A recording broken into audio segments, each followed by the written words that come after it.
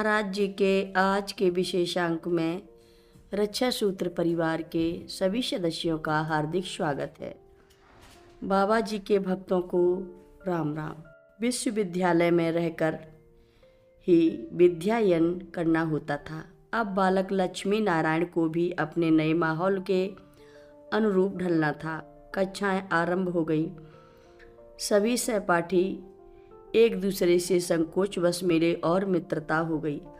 विद्यालय के दैनिक क्रम में श्लोकों का स्वर पाठ, मंत्रोच्चारण वैदिक रीति से होता था।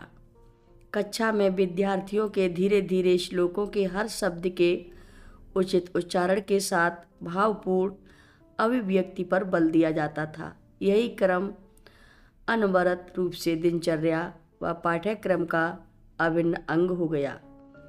आरंभ में तो बालक लक्ष्मी नारायण को माहौल कुछ रास नहीं आया।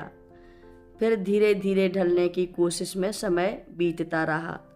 सबसे अधिक मन को कचोटने वाली थी माँ व अनुज भ्राता केशव की मधुर स्मृतियाँ, और फिर यहाँ पर अपनी सुविधा अनुसार प्रभु से बातें करने, ध्यान लगाने का समय भी अलग से नहीं मिलता था।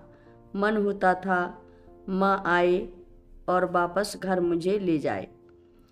उदार बालक को समझ नहीं आ रहा था कि जहाँ सब सहपाठी अपने आप को दिनचर्या के अनुरूप ढलने लगे हैं, वहाँ उनकी अंतरात्मा को शांति क्यों नहीं मिलती।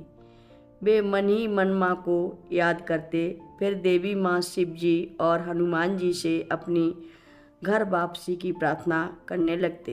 उधर अकबरपुर में जब से पुत्र लक्ष्मी नारायण शर्मा यानी बाबा जी बनारस चले गए, माँ के मन प्राण भी जैसे पुत्र के साथ बनारस में ही थे।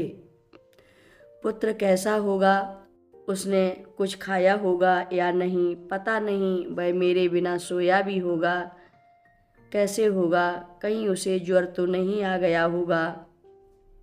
इन्हीं चिंताओं में माँ की ममता अपने हृदय में उथल पुथल मचाती रहती। कभी पत्र के द्वारा या कभी आगंतुक के द्वारा पुत्र के कुशल क्षेम का समाचार मिल ही जाता।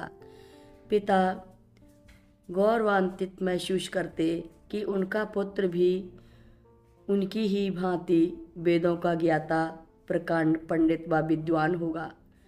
जब वह वैदिक धर्म रीति से कर्मकांडों का प्रकांड विद्वान बनकर आएगा तो वे हर्ष से फूले न समाएंगे। पिता के हृदय में भी महसूस बालक की स्मृतियाँ मन को व्यथित करती, पर वे स्वयं को समझा लेते कि पुत्र के स्वर्णिम भविष्य के निर्माण हेतु यह त्याग अवकाशीय है। कौशल्या देवी का मुरझाया चेहरा देखकर वे पत्नी की अंतर्दशा समझ लेते, फिर उन्हें भी प्रेम पूर्वक समझाते हुए ज्ञान की बातें कहते। माँ कौशल्या देवी मुस्करा देती और मन ही मन पुत्र के भविष्य का हित जानकर अपने प्रेम और वात्सल भाव को प्रकट नहीं होने देती। पुत्र लक्ष्मी नारायण शर्मा को संस्कृत विद्यालय में शिक्षा ग्रहण करते हुए लगभग 7-8 महीने बीत गए। अंतर्मन में कुम्हला सा गया। माँ का मन पुत्र से मिलने को व्याकुल हो उठा।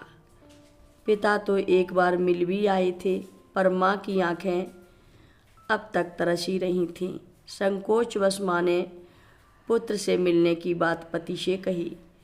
जमींदार साहब का मन भी हुआ कि कुछ समय बाद तो विद्यालय से अवकाश मिलेगा ही, क्यों ना यह मिलन पर्व उत्सव की तरह मनाया जाए। नियत समय पर जमींदार साहब दुर्गा प्रसाद शर्मा जी सेवकों सहित बनारस संस्कृत विश्वविद्यालय पहुंच गए। कथा लंबी है, आगे की कथा सभी भक्तों को अगले भाग में सुनाएंगे। हर रोज़ महाराज जी की कथाएं सुनने के लिए सभी भक्तों का धन्यवाद। सभी भक्त रक्षा सूत्र चैनल को सब्सक्राइब करें, शेयर करें, लाइक करें, घंटी बजाना ना भूलें। कमेंट बॉक्स में लिख भेजें जय नीव करोरी बाबा जी महाराज। सभी भक्त मिलकर बोलो, नीव करोरी बाबा जी महाराज की जय जय बोलो। सिद्धि माता की जय जय बोलो। जय श्री राम बोलो।